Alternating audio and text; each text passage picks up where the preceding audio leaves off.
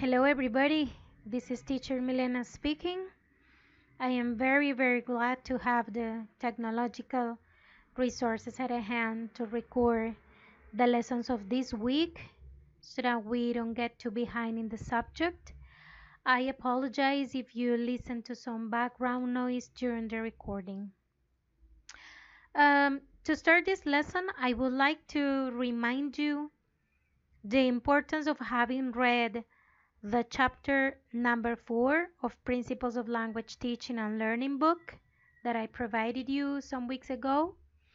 If you don't remember the information very well, I motivate you to take 2 or 3 minutes of your time to check the material before you continue with this virtual session. It is important for you to remember a little bit what you read about.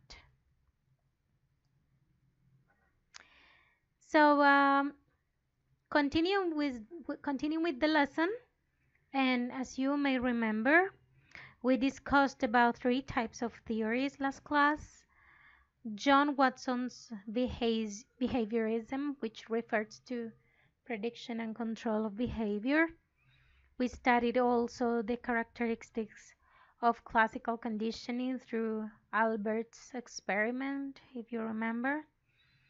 As a second point, we discussed the theory of operant conditioning by Skinner, which refers to the way a human being behaves in a lawful and predictable ways in response to external forces. In the same sense, we discussed about the characteristics of conditioned stimulus and conditioned response. As a third aspect, we discussed the theories of positive reinforcement, negative reinforcement, and the difference between negative reinforcement and punishment, right? If you remember, we shared some personal life experiences around the session. Now to continue with this interesting topic of human learning, it is important to recognize how the process of learning works and which are its training components, as you can see in the title. As you already know, our brain is trained depending on the internal and external forces of acquisition. You get to learn something depending on what the environment shows you to learn, right? I'm going to say that again. You get to learn something depending on what the environment shows you to learn. So having this in mind, it is important for us to recognize the stages or the training components when teaching. So let's think about the following.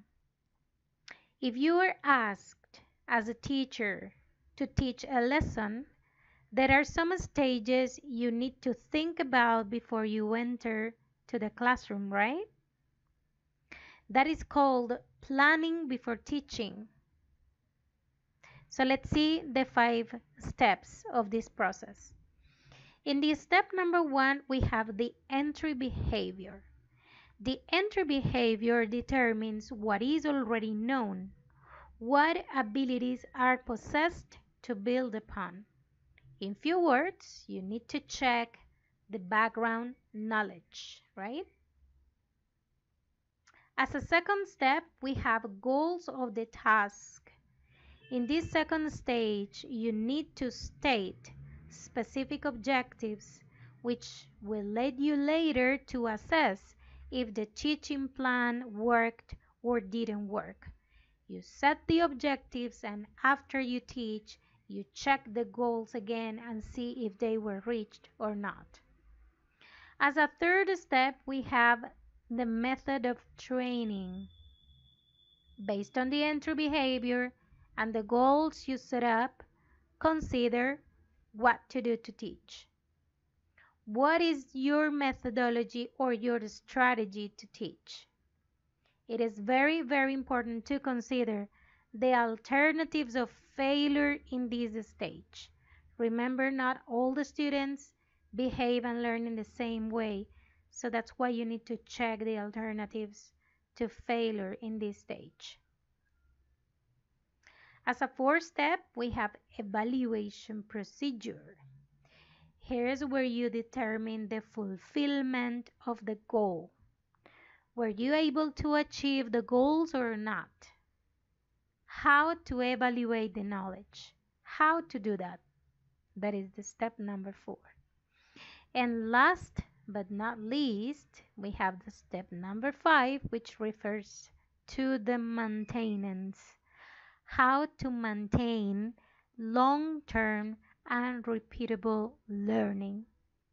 How do you make sure the learning is going to be repeated over and over again and that is not forgotten later in the time? How do you make sure of that? Well, it doesn't look like very easy, does it? Well, to try to understand these steps in an easier way, in an easier way, we are going to do an exercise.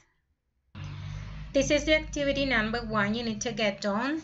And for this activity, I'm going to ask you to open a Word document and type the steps you would follow to train your dog to catch a frisbee by answering the questions in each step or stage, right? I'm going to ask you something very special. Please do not make extra research on this. Just follow your instinct and type what you consider necessary to teach it, right? So again, these are the stages you need to follow. Stage number 1, how would you determine what your dog already knows? That is the first thing you need to type. In the second stage, goals of the task, you need to type what are your specific objectives. 1, 2, 3, I don't know, whatever you consider necessary according to your teaching method. In the number 3, you're going to talk about the method of training.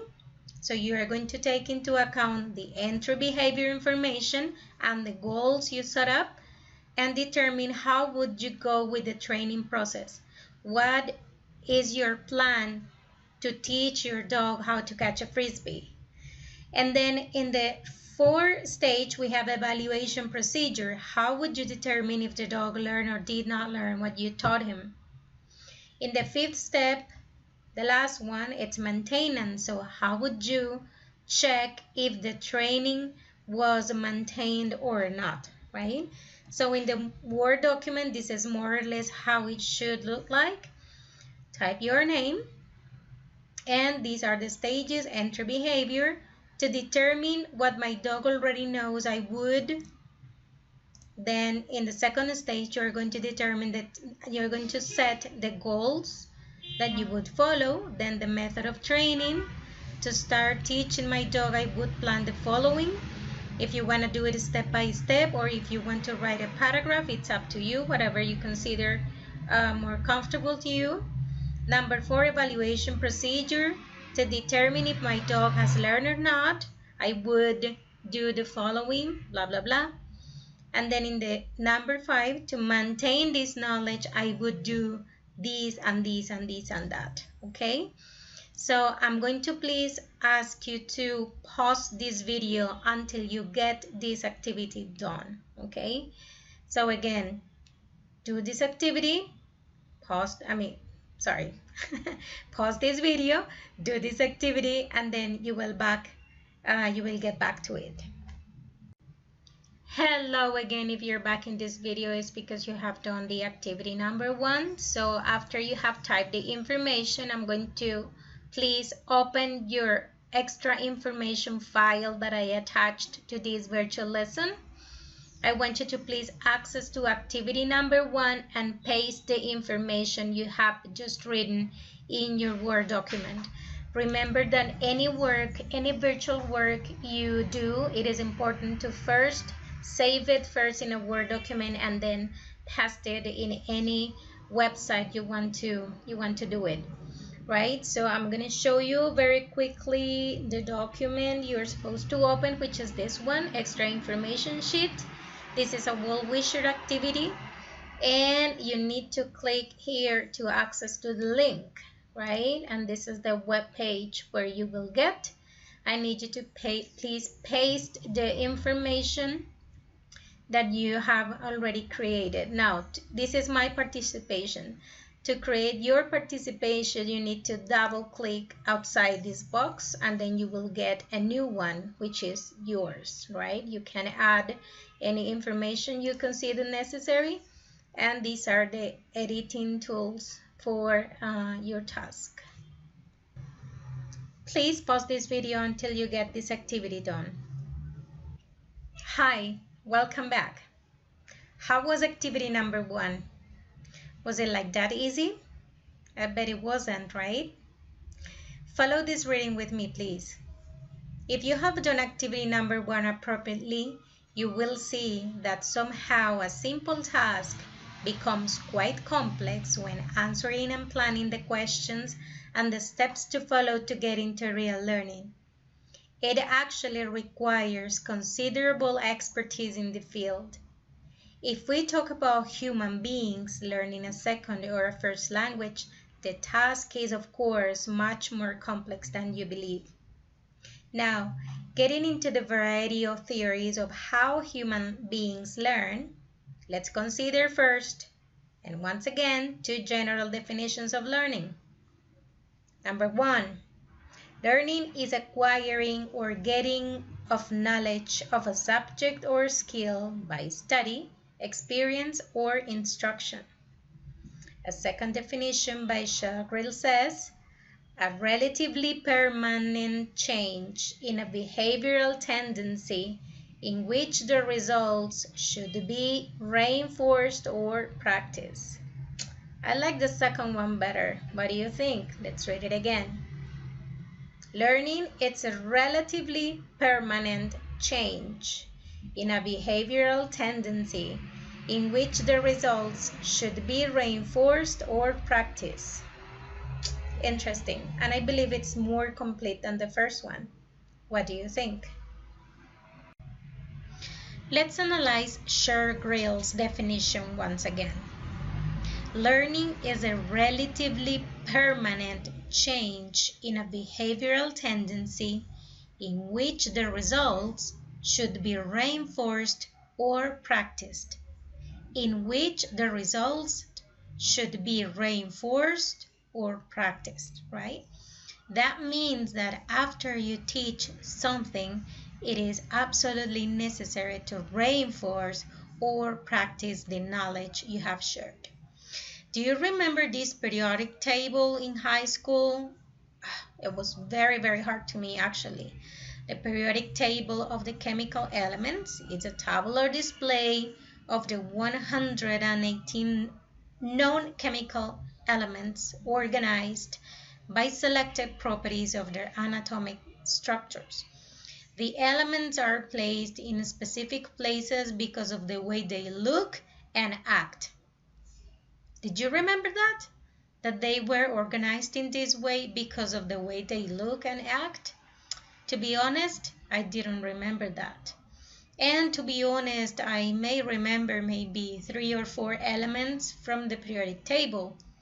So why does this happen? Well, probably because you were able to study and practice these elements just because of a test that you may have, or probably because you had to pass the subject, but it wasn't really meaningful because it was not like that important to your learning and to your life, right? And nowadays, well, on my behalf, it's not like that important, so that's why I don't remember very much. So that type of learning was not meaningful at all to me. Now, having this information in mind, we are going to be studying Oswald's meaningful learning a little bit more in depth. Let's see these definitions right here. Meaningful learning takes place when relating new events or items to already existing concepts or propositions. Meaning is not an implicit response, but a clearly and articulated experience that emerges when meaningful signs, symbols, and concepts are related and incorporated with the given individual's cognitive structure.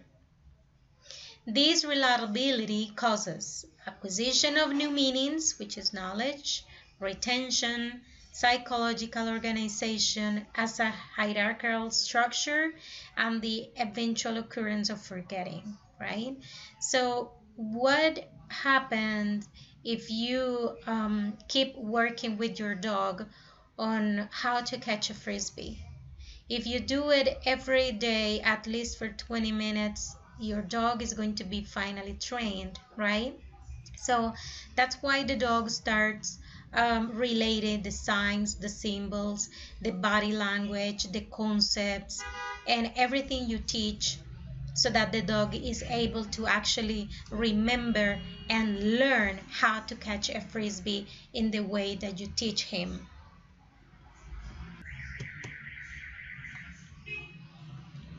Meaningful learning involves understanding how all the pieces of an entire concept fit together. The knowledge gained through meaningful learning applies to new learning situations. This type of learning stays with students for life. Meaningful learning is active, constructive, and long-lasting, but most importantly, it allows students to be fully engaged in the learning process. I bet you have experienced this as students, right? Now, this is meaningful learning. Now, what is rote learning? Rote learning is the memorization of information based on repetition only. Examples of rote learning include memorizing the alphabet, numbers, and multiplication tables, for example. Some consider rote learning to be a necessary step in learning certain subjects.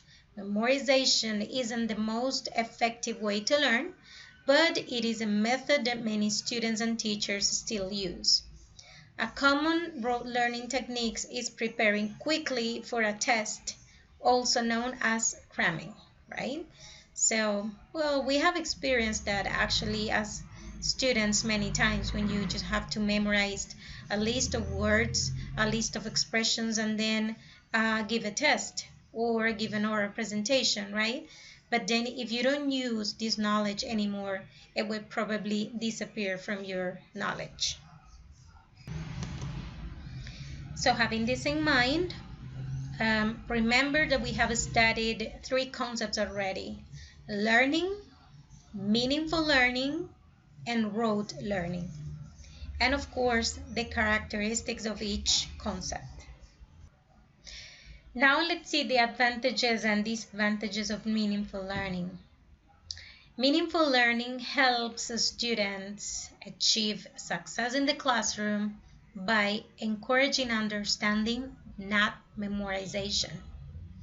Encouraging active learning techniques.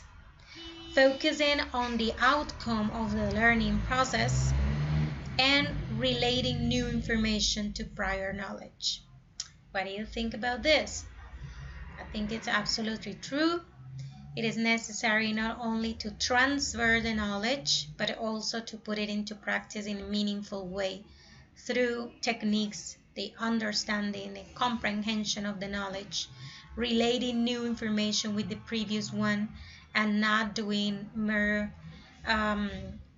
merely memorization of the information, right? Now, some of the disadvantages of meaningful learning have to do with the challenges associated with the meaningful learning, which include, well, it takes longer to achieve, right? It takes more time to comprehend, to understand, and to actually save it in your knowledge. It should be tailored for different types of learners. Some students may face challenges with meaningful learning as it requires building of previous knowledge. As I said before, it is absolutely necessary to connect the previous knowledge and the new one, right? That is why when you were working on the dog exercise on how to train the dog to catch the frisbee, it was necessary first to know the entry knowledge. What was the previous knowledge of the dog, right? Now, this is where dedicated teachers and tutors can help ensure students understand concepts so that meaningful learning can continue to happen, right? So again, it's not just a matter of transmitting information with no context, with no meaning, but everything needs to be connected to real and authentic context for the students to get this knowledge in a meaningful way, right? Advantages of rote learning. Ooh, yes, this has some advantages. Probably you didn't think about it, but it is possible. There are some benefits of rote learning, including the ability to quickly recall basic facts, right? Helps develop foundational knowledge also, that it's true. And the disadvantages, well, the list is a little bit longer. The drawbacks of learning by memorization include, like, it can be repetitive, it can be easy to lose focus, absolutely true, doesn't allow for a deeper understanding of a subject, it's just very, very superficial, doesn't encourage the use of social skills, yes, no connection between the new and the previous knowledge at all, and finally, it may result in wrong impression or understanding of a concept if you don't provide context, if you don't provide meaningful learning. This could happen definitely. So in one hand, we have Oswald's theory in terms of learning, meaningful learning, rote learning, advantages and disadvantages, right? Now, on the other hand, we have also Oswald's subsumption theory, which is related to the incorporation of knowledge. So subsumption, it's related to how to incorporate the knowledge into the real learning, right? And he talks about a theory that is related to the systematic forgetting. So how is it that you are supposed to acquire a knowledge and then it can be systematically forgotten, right?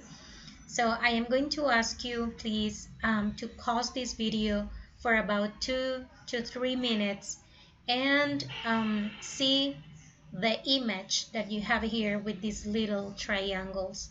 See the definitions that you have below the triangles and try to get an interpretation of it. So please pause this video for 2 or 3 minutes and think about it.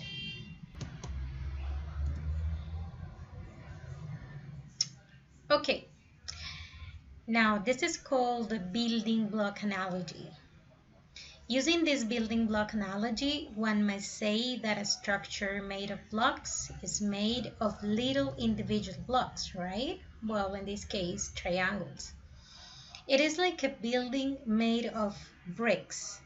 The building gets the concept of one whole piece when all the bricks are together. This is the way to build knowledge. You put many facts and factors together to get one whole piece of knowledge. This is a perfect example of it. However, once the organization of knowledge begins to give the structure of a shape, if the knowledge is not meaningfully reinforced, some of the single blocks achieve less and less identity in their own right and become subsumed into the larger structure of learning, right? So that means that meaningful learned material can be forgotten, right? Well, meaningful learning can be very, meaningful at some point for your life. But anyway, as everything, if you don't keep reinforcing this knowledge, even if it was meaningful, then it can be forgotten also. Okay, now this is the second part of the systematic forgetting. This is an activity that you're going to be doing. So I'm going to ask you first to see the picture that you see on the screen. Read the definitions that you see below the triangles. And after you do that, I'm going to ask you to read pages 91 to 95 from the material I gave you and provide your own interpretation to this graphic. Okay? Again, my suggestion is to open a Word document, to type the interpretation from this image, and then you're going to access to activity number 2 in the extra information file I gave you. So here is the activity number 2, and you're going to access to the second well-wisher activity you're going to be doing. Okay, this is the way it's going to look. So you're going to click outside the box and then type your name, type your comment, and add any of the extra media info you see below if necessary. So here is the way it works.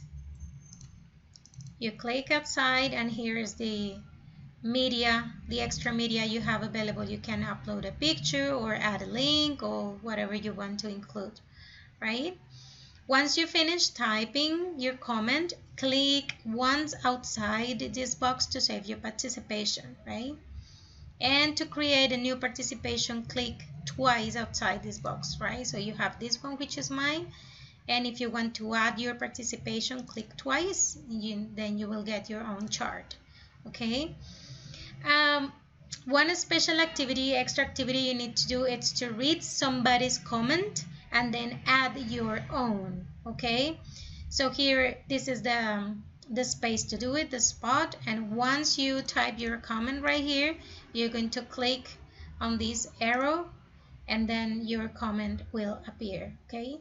So I'm going to be grading your comment and I'm going to be grading your response to somebody else's comment, okay? This is so far what you need to do in relation to this activity. So please again pause this video until you get this activity done. Once again, I want to remind you the importance of writing the information first in an extra Word document and then paste it into the activity. Hi, if you're back into this video, it's because you have already finished activity number 2 on the well-wisher. For this third and last part of the session, I want to remind you the process of learning and its training components. If you remember, we have 5 stages: the entry behavior, goals of the task, method of training, evaluation procedure, and the maintenance. Now you're going to develop 2 exercises in this activity, and first of all, I'm going to ask you to think as teachers, okay? This is going to be developed in a Word document, which is the extra information file I provided you with. There is the outline that you need to follow to do these exercises, but first I'm going to explain a little bit here what they are about.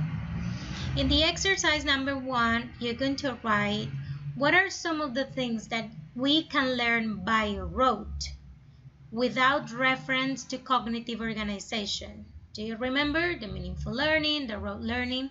So provide 3 examples of facts in real life. Not necessarily about language learning. You can talk about anything, right? So basically what you need to do is to provide and explain 3 examples of rote learning you have experienced in life, okay? In the exercise number 2, you need to establish the training and the learning components for 2 of the following activities. I'm giving you 4 situations and you're going to select 2 to work with, okay? So number 1, teaching a kid how to use his toothbrush. Number 2, teaching a teenager how to iron the formal shirt and the pants of his school uniform. Number 3, teaching the basics of past simple to an 8th grader of a public school. And number 4, teaching your grandma how to open a Facebook account, right? So this is the document I told you about. Activity number 3, and this is the outline to follow for your final activity. Please work in groups of maximum 3 people. You're going to type the names of the members of the group right here. This is the exercise number 1. So again, you're going to talk about